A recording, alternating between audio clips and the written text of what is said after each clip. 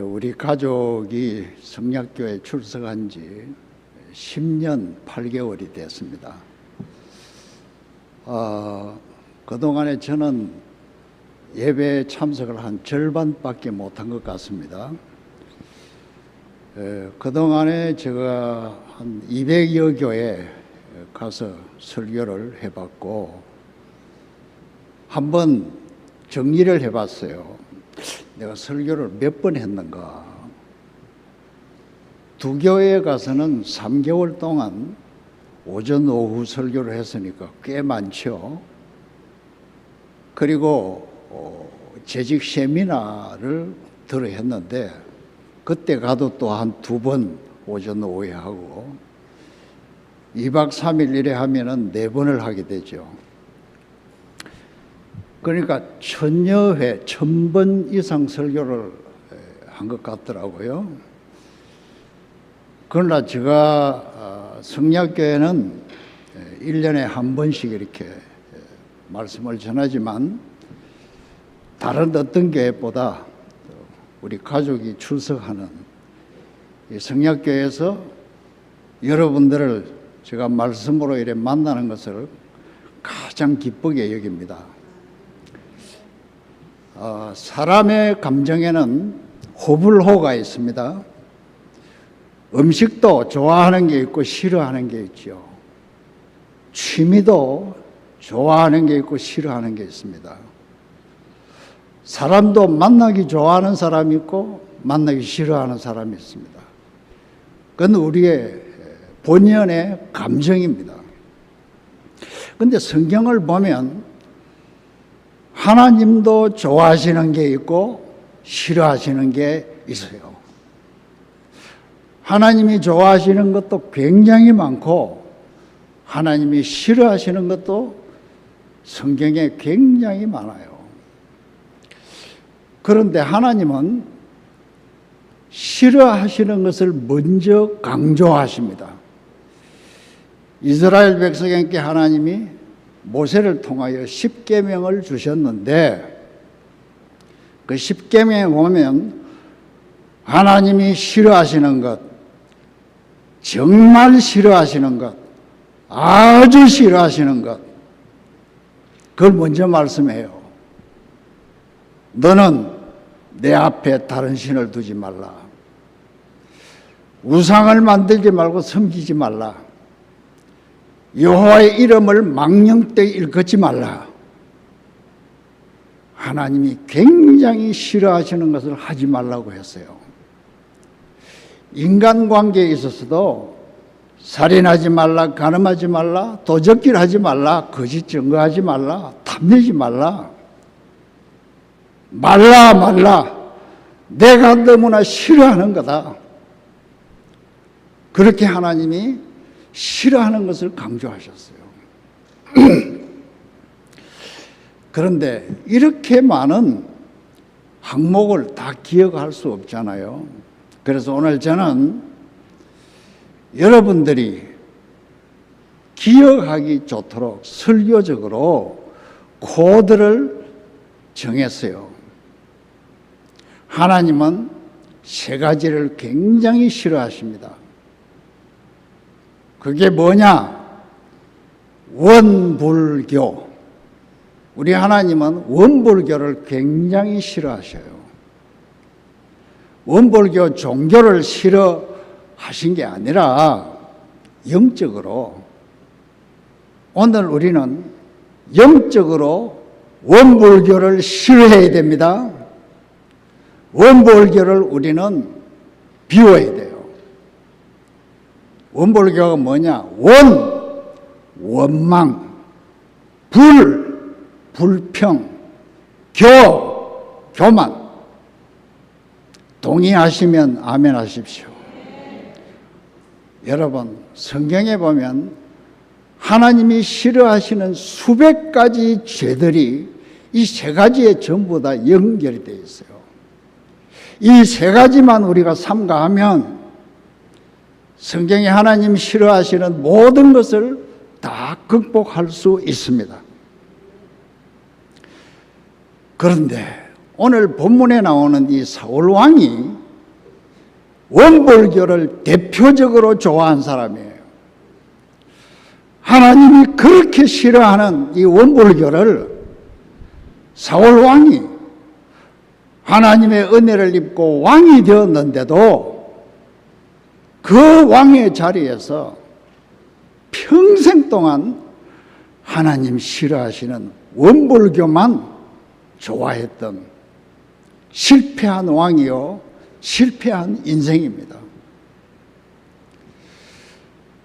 사무엘상 이 성경은 12장부터 31장 마지막까지 사울이 왕이 된 후에 일생을 살았던 행적을 기록한 겁니다. 거기에 보면 이 사울 왕은 원망의 화신으로 살았고, 불평의 화신으로 살았고, 교만의 화신으로 살았습니다. 일생 동안 이것을 떠나지 못했어요. 오늘 본문에 그 한 대목을 요점으로 소개했습니다. 사무엘 선지자가 사울 왕에게, 왕이여, 어찌하여 하나님의 명하신 것을 거역하셨나이까? 아말렉과 전투할 때 하나님은 아말렉의 모든 사람들을 진멸하고 그곳에 있는 짐승들도 다 진멸하라고 했습니다. 아말렉 족속은 이스라엘 백성들이 출애굽을 하고 광야 생활을 시작할 때부터 방해를 한 족속이고 이스라엘을 괴롭혀왔던 족속이에요.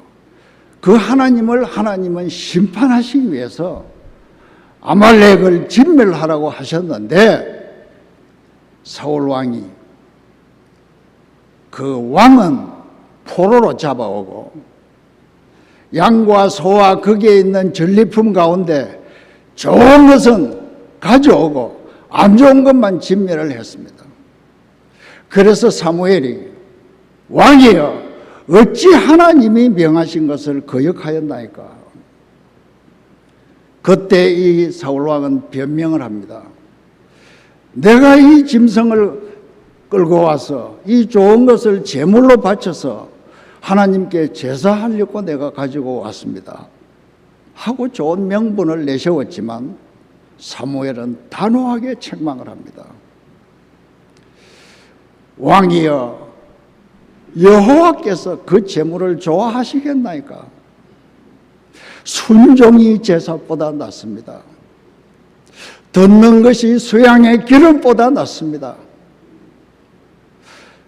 여호와 하나님이 좋아하시는 것이 무엇이고 싫어하시는 것이 무엇인가를 대표적으로 사무엘 선지자가 말씀하고 있습니다. 여러분, 원불교 하나씩 따져봅시다. 원망. 여러분, 이 원망은 과거와 연관이 많아요. 과거에 집착할 때 우리는 원망을 하게 됩니다. 실패한 사람들 이야기 중에 보면은 꼭 나오는 이야기가 IMF 때, 코로나 때. 여러분, 내가 소원했던 게 안 이루어지고 내가 얻고자 했던 것을 못 얻고 기회를 놓쳐버린 지난날의 상처들, 사람에게 상처받은 과거들, 이걸 집착하면은 원망하지 않고 살 수가 없어요. 원망의 사람들이 전부 이 모습으로 원망하고 있어요. 여러분, 원망은 안 할 수는 없습니다. 우리 감정은 원망하게 되어 있어요. 그러나 이 원망을 다스려야 됩니다. 내가 원망에게 지배를 당하면 원망의 사람이 되어버려요. 그러나 내가 원망의 감정을 다스려야 됩니다. 내 마음 속에 있는 이 원망을 지워야 돼요. 그걸 못하는 사람이 사울왕이었다고요. 두 번째, 불평. 여러분, 이 불평은 전부 다 현실적인 것이 많아요. 현재 내가 불편하다는 것, 현재 내가 분하다는 것,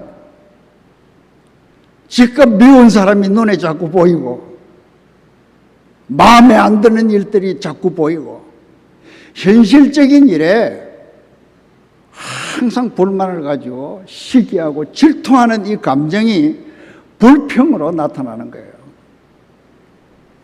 사울 왕은 정말 불평을 많이 한 사람이에요. 아들과도 잘못 지낸 사람이에요. 그야말로 많은 사람들이 이 불평을 떨쳐내지 못하고 살아갑니다. 그 다음에 교만. 사울왕은 선지자를 무시했습니다. 제사장을 무시했습니다. 하나님을 무시했습니다. 이 사울왕의 교만은 성경에 나타나 있는 교만의 챔피언격으로 일생 동안 교만한 사람으로 살다가 하나님의 저주를 받았습니다. 그는 악신이 들렸습니다. 그는 블레셋의 골리앗을 이기고 전장에서 돌아온 이스라엘을 전장에서 이기게 한 개선 장군인데 무거운 훈장을 주어서 그를 훌륭한 신하로 일하도록 해야 될 것인데 그는 시기심에 발동하여 다윗을 죽이려고 했습니다.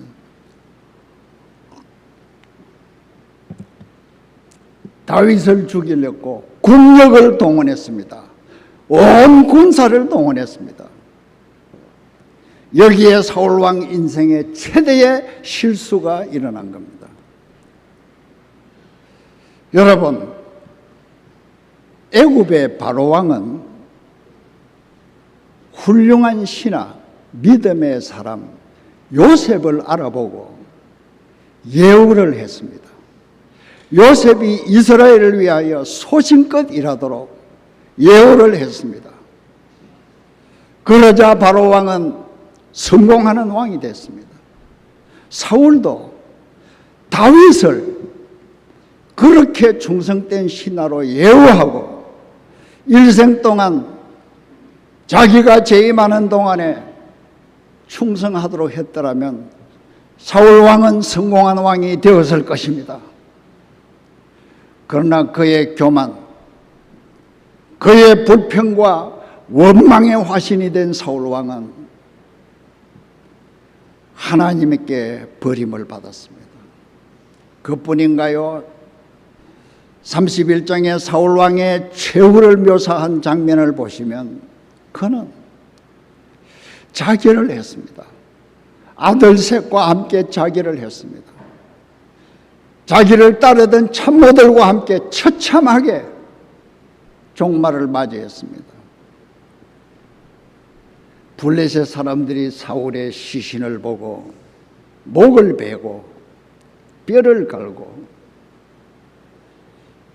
그 장비들을 가지고 전국에 전시하면서 우리가 이렇게 사울을 이겼다고, 이스라엘을 이겼다고, 죽은 후에도 그렇게 하나님을 모독하게 하면서 처참하게 죽었고 그의 시체는 벽에다가 못을 박아놓고 웃음거리로 만들었습니다. 여러분, 원불교를 쫓아가는 사람의 삶이 어떠한가를 사울왕을 통하여 하나님은 오늘 우리의 신앙생활을 경고하고 있습니다. 여러분은 예배드리는 이 시간에도 원망의 감정을 지우지 않고 있습니까? 불평의 감정을 지우지 않고 있나요? 교만의 감정을 부둥켜 안고 살고 있습니까? 아니, 더 중증이 되어가지고 내가 하나님을 원망하고 있는 줄도 모르고 살고 있지는 않습니까? 불평하고 있으면서도 나는 불평 안 하고 사는 사람처럼 교만하고 있으면서 하나님의 말씀대로 살지 못하고 있으면서 바로 살고 있는 것처럼 교만하고 있지는 않느냐 그 말이에요.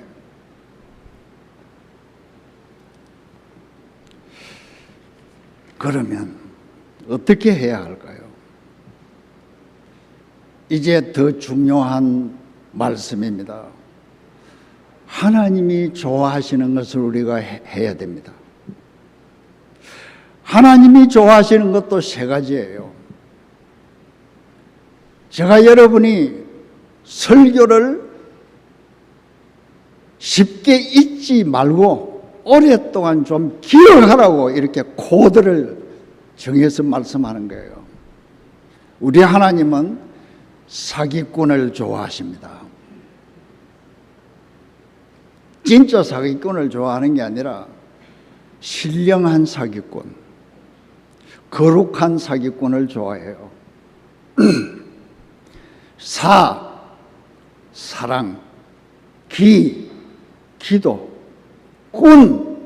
일꾼. 여러분, 이건 제가 설교적으로 설명하는 거지만은 성경 전체에 명확하게 나와 있어요. 원불교도 송기련 목사님의 글에서 제가 인용을 했지만 설명을 붙인 것은 제가 한 거예요. 이 사기꾼은 순전히 제가 창작한 거예요. 지적 재산권이 나한테 있어요. 제가 수많은 설교 들어보고 수많은 설교집도 보고 했는데 하나님이 사기꾼을 좋아하신다는 표현은 없더라고. 여러분, 오늘 설교 여러분이 기억하기 쉽게 제가 코드를 드렸어요. 아무리 건망증이 많아도 원불교는 기억할 거예요.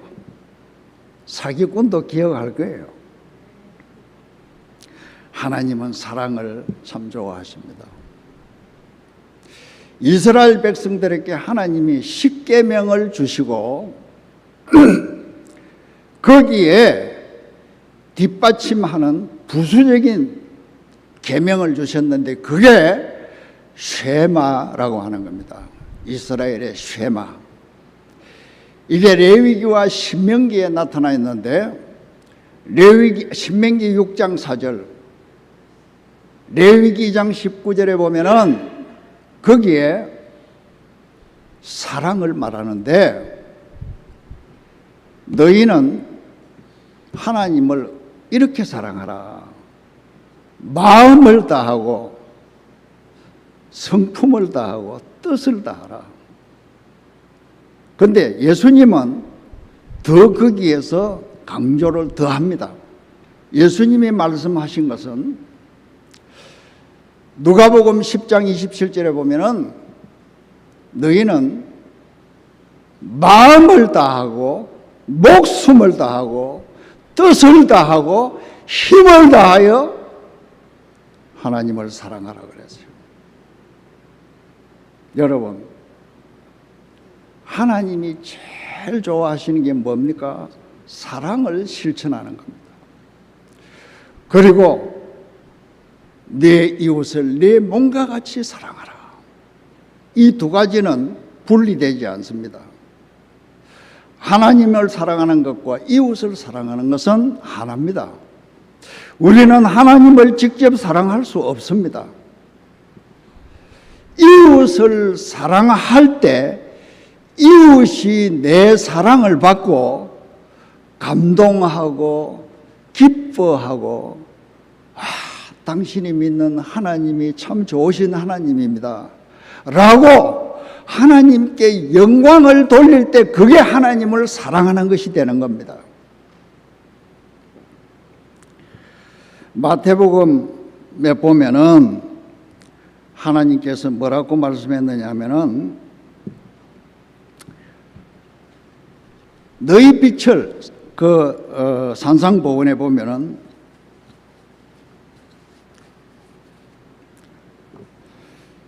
이같이 너희 빛을 사람 앞에 비치게 하여, 너희 빛을 사람 앞에 비치게 하라, 이 말은 사랑을 행하라는, 사랑의 빛을 비추라는 거예요. 그들로 너희 착한 행실을 보고, 이 착한 행실이 사랑을 베푸는 거예요. 하늘에 계신 너희 아버지께 영광을 돌리게 하라. 누가? 내 사랑을 받은 그 사람이, 내가 사랑한 그 이웃이 하나님 앞에 영광 돌릴 때 그것이 하나님께 올라가는 사랑이 되는 것입니다. 로마서 14장 18절에도 그리스도를 섬기는 자는 하나님을 기쁘시게 하고 사람에게도 칭찬을 받느니라. 우리가 하나님을 기쁘시게 할 길이 없어요. 택배를 보낼 수도 없고 카톡을 보낼 수도 없어요.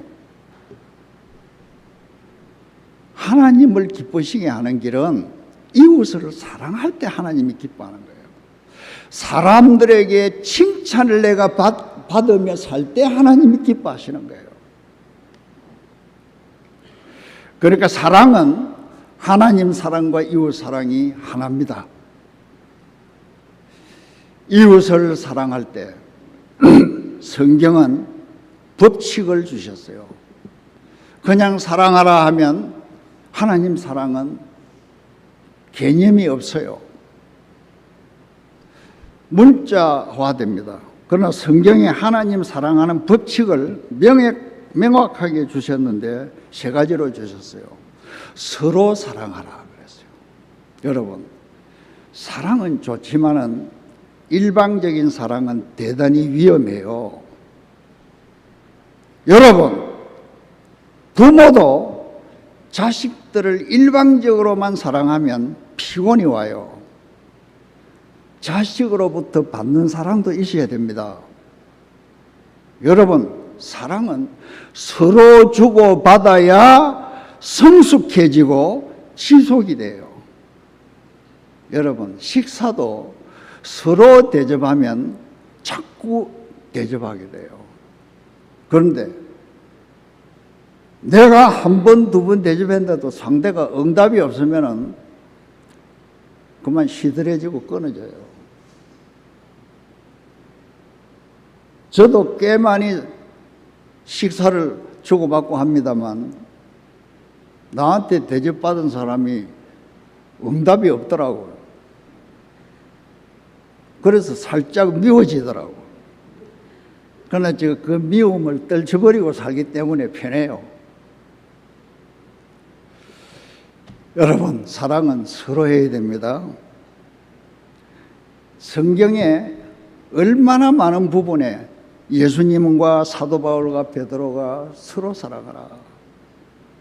베드로전서 4장에 보면은 서로 사랑하라, 서로 대접하라, 서로 봉사하라.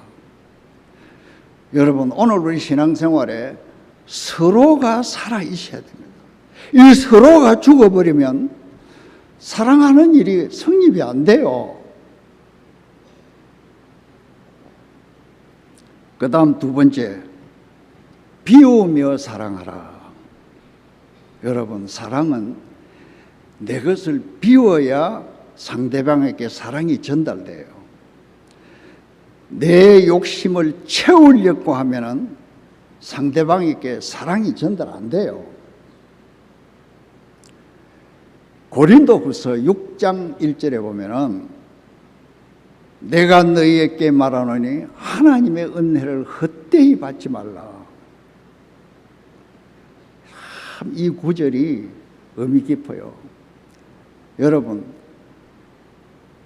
바울이 고린도 교회에 이 말씀한 것은 고린도 교인들이 은혜를 못 받은 게 아니라 한없이 큰 은혜를 받았는데도 은혜 받은 대로 살지 못하니까 제발 하나님 은혜를 헛되이 받지 말라고 지금 충고하는 거예요. 여러분, 우리는 나를 비우면서, 내 것을 비우면서 사랑해야 돼요. 하나님이 세상을 이처럼 사랑하사 독생자를 주셨으니 라고 했지요. 빌립보서 2장 7절에 보면 예수님이 이 땅에 종의 형체를 입고 사람의 모양으로 나셨다 했는데 그 앞에 보면 예수님이 어떻게 이 땅에 사람으로 오셨느냐 하면은 자기를 비워. 예수님은 하나님이시에요. 그분은 전능하신 분이에요. 그분은 영광의 왕이에요. 그런데 그 모든 걸 예수님은 비우고 우리를 구원하시려고 이 땅에 종의 형체로 사람의 모양으로 오셨다 그랬어요. 하나님의 사랑도 비워야 우리에게 전달이 돼요. 예수님이 하늘나라에 영광의 왕자에만 앉아 계시면 이 땅에 메시아로 오실 수가 없어요.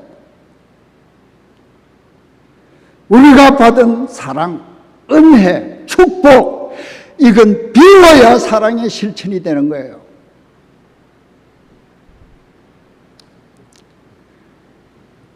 그 다음에 봉사해야 사랑이 나타나요.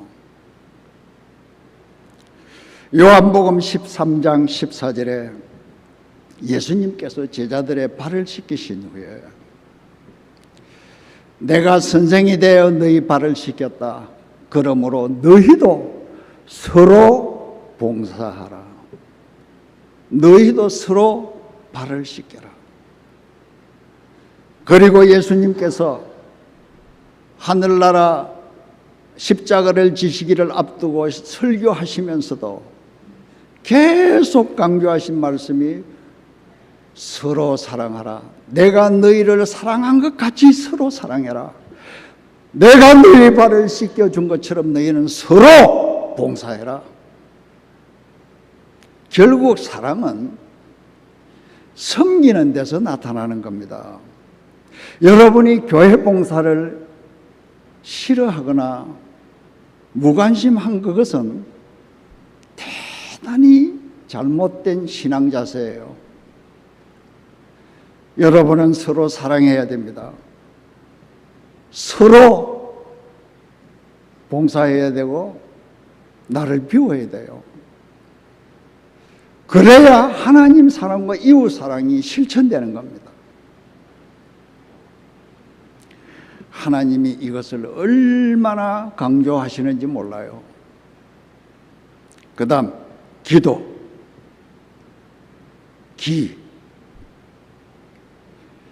기도가 얼마나 중요하다는 건 우리가 잘 알죠. 여기에도 하나님은 규칙을 주셨어요.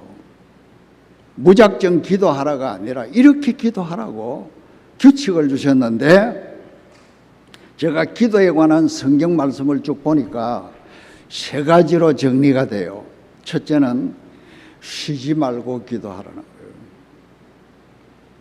빌립보서 4장 6절에 보면은 모든 일에 기도와 간구로 너희 구할 것을 아뢰라. 여기에 모든 일이라는 이 말이 굉장히 의미 깊어요.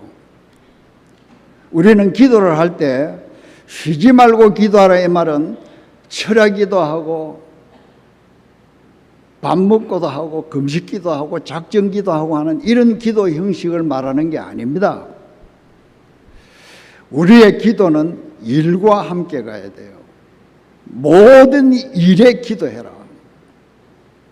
여러분, 고통스러운 일들이 내게 일어납니까? 내게 좋은 일이 일어납니까? 그거 다 기도 제목이에요. 그때 기도하셔야 돼요. 일마다 기도하고 때마다 기도하라는 거예요. 때마다 기도해야 될 때를 놓치지 말고 기도하라는 거예요. 그 때는 일하고 다 연관이 있어요. 자녀가 결혼을 앞두고 있을 때 그 결혼의 때와 더불어 우리는 기도를 해야 되잖아요. 교회도 그래요. 여러분, 교회에 하나님이 하셔야 될 일이 많이 있잖아요. 교회에. 여러분, 교회는 예배당 지었고 목사님 계시고 장로님 계시고 뭐 교회 실현도 없고 그러니까 일이 없나요?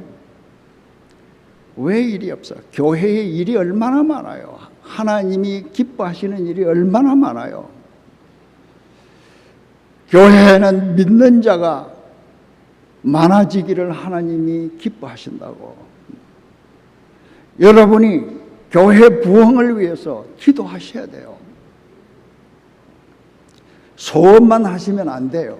기도를 하셔야 된다고. 교회에 할 일이 많잖아요. 선교사를 보내야 되는 일들, 교회가 부채가 있다면 그 부채를 청산하기 위한 일들, 그야말로 현실 교회들 안에 가보면, 제가 방문해 본 교회 안에도 가보면은 수많은 할 일이 있는데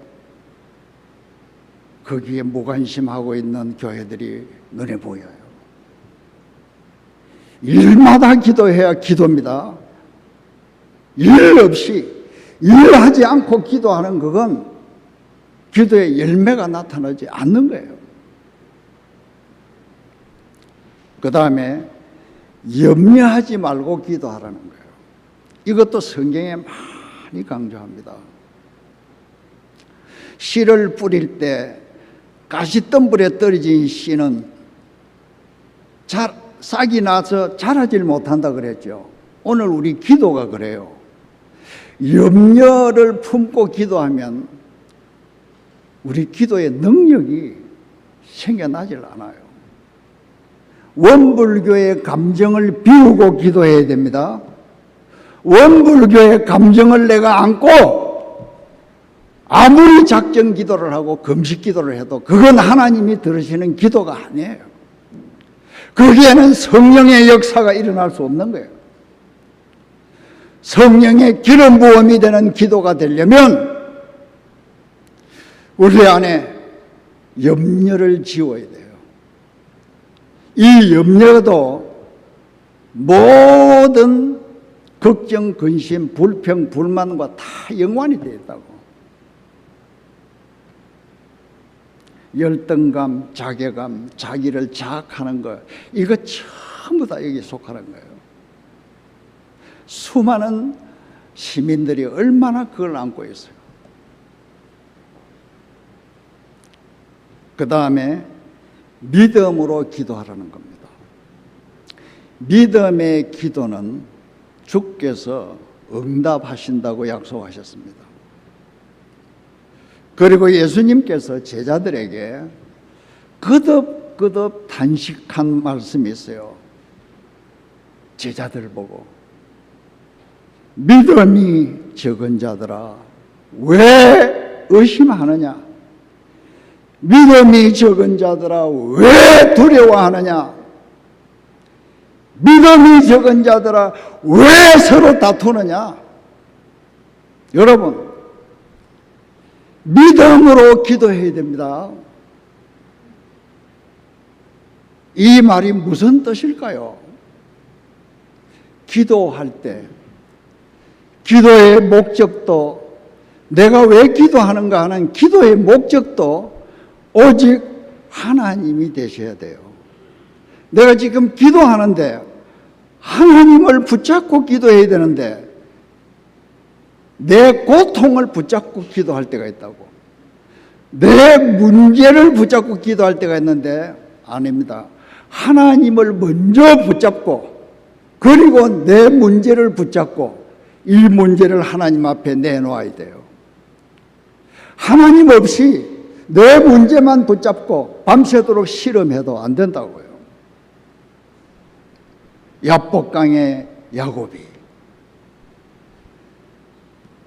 원수가 된 에서가 400명의 군사를 이끌고 자기를 향하여 오고 있는 그 위기 앞에, 절망 앞에 그는 가족들을 다 강 건너 보내놓고 홀로 하나님 앞에 하나님을 붙들고 기도했어요. 그 야곱을 하나님이 만나 주셨어요. 여러분, 그런 거예요. 기도는 하나님을 붙잡고 기도해야 내가 기도 중에 하나님을 만납니다.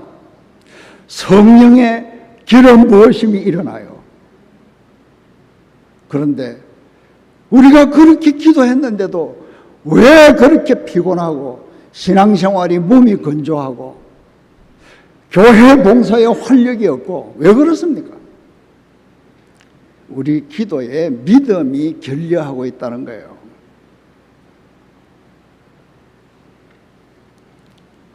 여러분, 사기꾼, 여러분은 신령한 사기꾼이 되시기를 바랍니다. 이 시대에 거룩한 사기꾼으로 사시기를 축원합니다. 하나님이 얼마나 좋아하시는지 몰라요. 여러분, 하나님 좋아하시는 이것을 하면 원불교를 저절로 이기게 됩니다. 원불교를 붙잡고 이기려 하지 말아요. 하나님, 내 원망하는 이 마음을 제발 좀 거두어 주십시오. 그런 기도 아무리 해도 원망은 거두어지지 않아요. 사랑을 실천해 보라고. 원망할 일이 없다고. 원망할 일이 있어도 그건 다 작은 일이 돼버려요. 왜 원망한 일을 큰 일로 자꾸 붙잡고 있느냐 이게. 불평을 왜 자꾸 큰 일로 붙잡고 있느냐 이게. 사랑을 실천하면 원불교가 작아져 버려요. 신령한 사기꾼이 되면 원불교는 저절로 이기게 됩니다. 사랑을 실천하십시오. 기도의 사람이 되십시오. 그리고 마지막으로 일꾼이 되어야 됩니다. 꾼. 교회 직분은 목사, 장로, 안수집사, 권사로 되어 있죠. 교회 교인들에게 선택을 받는, 투표로 선택을 받는 걸 직분이라고 합니다. 그런데 이 직분을 받으면은 직책이 주어져요. 목사는 당회장이 됩니다. 장로는 당회원이 돼요. 집사, 권사는 제지원이 돼요. 이렇게 직분은 신분을 말합니다. 나는 이 교회의 목사다, 장로다, 집사다는 신분이고, 직책은 직분과 직책임이라는 두 가지 말이 합해진 거예요. 직책은 직분자로서만 살지 말고 책임을 다하라고 말해요. 당회장의 책임을 다하라는 거예요. 당회원의 책임을 다하라는 겁니다. 재직의 책임을 다하는 거예요. 이게 일꾼입니다. 제가 성경을 보니까 참 일꾼이 되라는 말씀을 성경이 얼마나 강조하고 있는지 몰라요.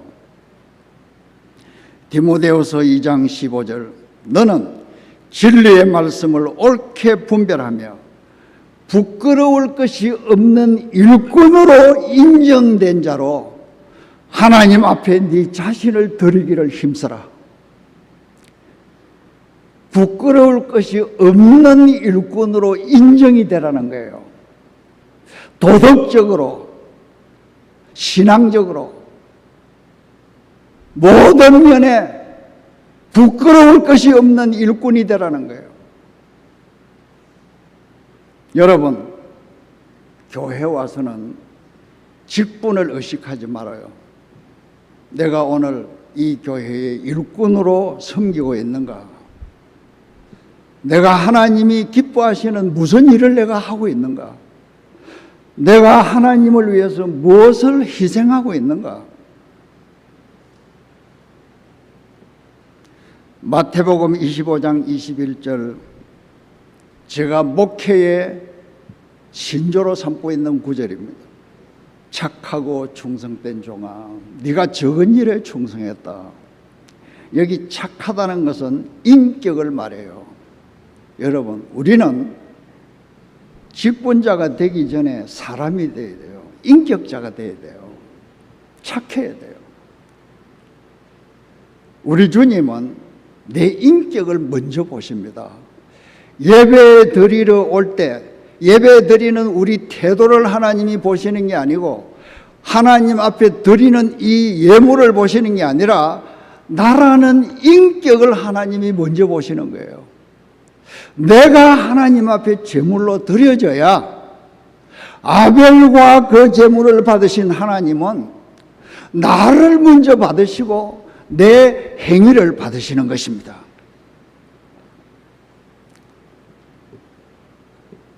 네가 적은 일에 충성했다. 하나님은 우리 보고 네가 참 목사로서 세련미가 있구나.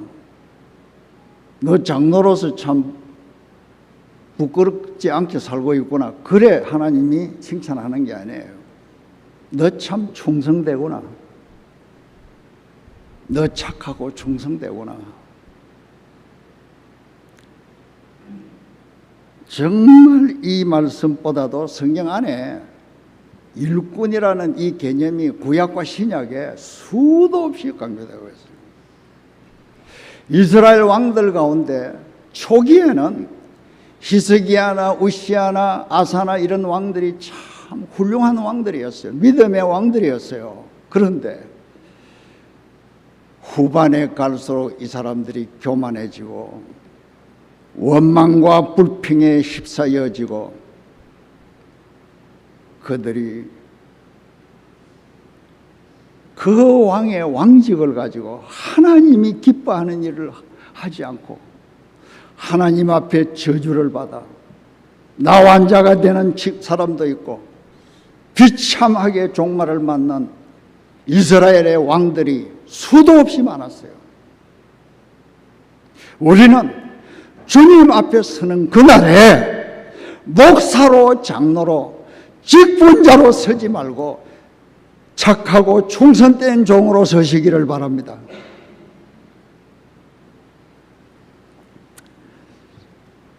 이제 결론으로 이번에 거제도에 통영지방에 폭우가 쏟아져서 전쟁터를 방불케 하는 재난을 당했습니다. 제가 아끼는 후배가 목회하는 교회에 제가 카톡으로 격려 문자를 보냈더니 길게 답이 왔어요. 그 답을 보니까 정말로 마음이 아프더라고요. 거제도에 있는 모든 교회가 통영 지방에 있는 모든 교회가 크고 작은 피해를 다 입었다는 거예요. 이 폭우가 전례 없이 1시간에 100mm 이상의 폭우가 거듭 3시간을 퍼부어 놓으니까 그것도 새벽에 자기 교회는 이 중고 대학생들이 교회에서 수련회를 했대요. 숙박을 하면서 예배당 안에서 자면서 그렇게 하는데 새벽부터 비가 퍼부었는데 대학생 하나가 잠을 깨가지고 예배당 그 밖으로 나와 보니까 예배당 안으로 물이 새 들어오고 있는 거예요. 벽으로도 들어오고 문턱으로도 막 물이 넘어오는 거예요. 애들을 깨워가지고는 막 긴급하게 물퍼기 작전을 한 거예요. 3시간 이상을 계속 물이 밀려 들어오는 것을 본당으로 지하로 들어가지 않도록 이 아이들이 미친 듯이 물 퍼냈는데 그러다 보니까 새벽 기도 시간이 다가오니까 교인들이 오게 됐다고. 그래서 교대를 또 막 퍼내면서 겨우 자기 교회당 침수는 면했다는 거예요. 그런데 비가요 그렇게 오니까 물이 퍼붓는 이 수량이 많고 빠져나가는 게 적으니까 평지라도 이게 냇물처럼 사람들의 무릎이 잠길 정도로 물이 못 빠져나가고 채이는 거예요. 그러니까 문턱을 넘어오는 거예요. 여러분, 성약교회도 100mm 이상 이틀 동안 800mm를 퍼부으면 이 벽돌 사이에 물 다시 해들어옵니다. 이거. 아니, 서울 경기도에 있는 예배당 다 물 새 들어오게 되어 있어요. 서울 영천교회에서도 언젠가 폭우가 왔는데요. 지하에 물이 새 들어오는 거예요. 그렇게도 불가항력의 폭우 재난을 당했습니다. 여러분, 나는 이 설교를 준비하면서 생각했어요. 우리가 받은 은혜, 축복, 이거는 비워야 됩니다. 비워야 하나님이 더 큰 것으로 채워주실 때 감당을 할 수 있어요. 우리가 비우지 않으면 영적인 폭우가 올 때 그 폭우가 우리를 멸망시키는 거예요. 하나님을 기쁘시게 하는 일은 간단합니다. 신령한 사기꾼으로 사시기를 힘써야 됩니다. 이 무더운 하절기에, 그리고 이 지구촌이 폭우와 폭염과 지진과 토네이도와 전쟁으로 말할 수 없는 재난을 겪고 있는 이 인류들에게 궁극적으로는 원불교를 떨치지 않고 사는 인간의 종말을 교훈하고 있는 것입니다. 이 지구촌에 범람하는 인간들의 죄에 대한 하나님의 징계인지도 모릅니다. 우리가 정말 신령한 사기꾼으로 살지 아니하면 하나님의 몽둥이가 한국 교회를 치고 대한민국을 때릴 수도 있는 것이 성경의 교훈이고 역사의 교훈입니다. 여러분은 제발 잘 들으시고 실천하며 사시기 바랍니다. 목사는 잘 전하기 위해서 성부를 걸어야 되고, 여러분은 말씀을 잘 듣고 순종하기 위하여 성부를 거셔야 됩니다. 그래야 우리가 오늘 이 시대를 승리자로 살아갈 수 있는 줄 믿습니다. 기도합니다.